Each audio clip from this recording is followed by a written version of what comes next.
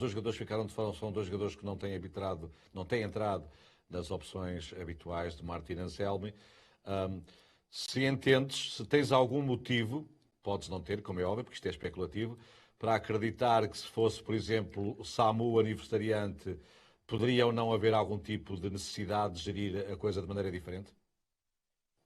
Não sei dizer, mas lá está. Isso acaba por estarmos aqui um bocadinho a especular naquilo que poderia ser ou não poderia ser. De qualquer das formas, também Samu nos últimos 2 jogos perdeu aqui a titularidade para o Denis Gul. Isto aqui é muito. Também depois, a certa altura, vai pelo mau comportamento que foi, pela dimensão que foi, e Anselmi fala disso, ou seja, houve vários patamares quebrados, houve uns que quebraram menos patamares do que outros a nível das regras internas do Futebol Clube do Porto, e certamente que depois ainda passa para uma segunda análise que é o que foi quebrado e o peso que o jogador tem no grupo, da maneira que foi, a necessidade que a equipa tem de ter ou não o jogador, e neste caso os dois jogadores ficam de fora, parece-me que não há assim tanta necessidade de contar com eles, até porque Tiago Jaló à partida nem joga mais, e o Otávio, que foi um investimento grande, aí sim pode estar aqui um caso mais bicudo, porque para todos os efeitos foi um jogador que custou acima de 10 milhões e que um processo disciplinar e ficar aqui encostado durante algum tempo pode não só significar uma perda desportiva e um mau ambiente eventualmente dentro do grupo e um caso mediático problemático, como também uma desvalorização de um ativo que o Futebol Clube do Porto investiu bastante.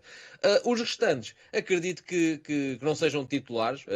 porque também há que haver aqui também depois aqui um bocado de bom senso, ou seja, são chamados, não foi assim tão grave, são chamados, mas diria que não vão ser titulares, mas acredito que venham a entrar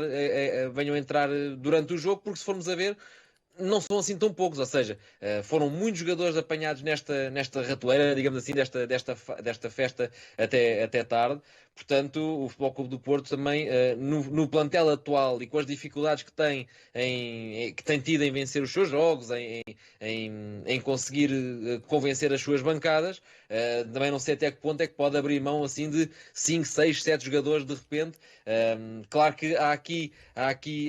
que manter depois os padrões elevados para que isto não volte a acontecer, mas por outro lado também há resultados a garantir até ao final da temporada. Há aqui algum trabalho que a gente não sabe se está a ser feito ou não,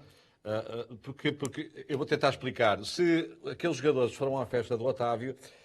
a ponto de infligirem as regras e terem pisado o risco, e, enfim, não sei se muito assumido ou pouco, assumido sempre que eles sabem quais são as regras,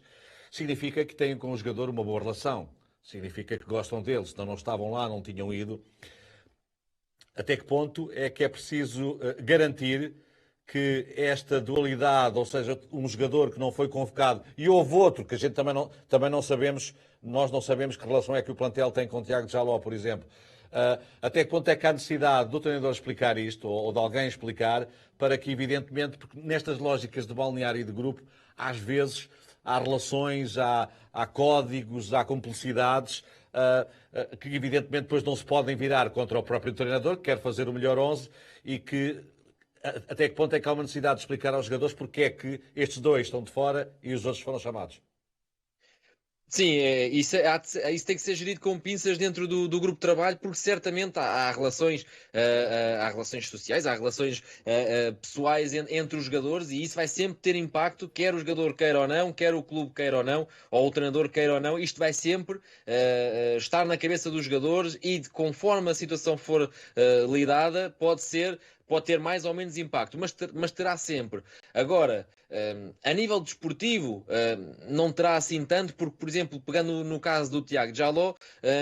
lá está, já além de estar de fora praticamente há 2 meses, é um jogador que teve ali uma sequência de alguns jogos em que foi a opção, mas antes também ali por volta, se calhar ali de novembro, dezembro, também já tinha estado muito tempo assim, sem ser utilizado. Ou seja, é um jogador que desportivamente acabou por nunca convencer o Futebol Clube do Porto. Depois o que falas, e eu concordo, é